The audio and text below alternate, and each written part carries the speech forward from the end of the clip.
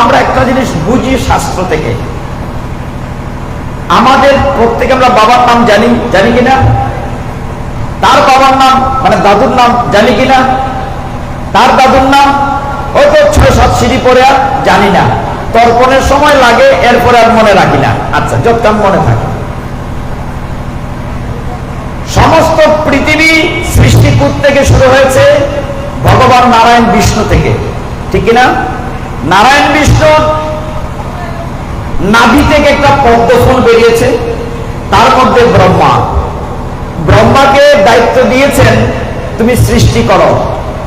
ব্রহ্মার প্রথম 4 পুত্র চতুষ্কুমার, সনক, সনাতন, সনন্দন, সনাত, এই 4 জনকে বলা হয় চতুষ্কুমার। তারা প্রথম পুত্র। তারপরে পর্যায়ক্রমে অনেক পুত্র তিনি, অনেক কন্যা।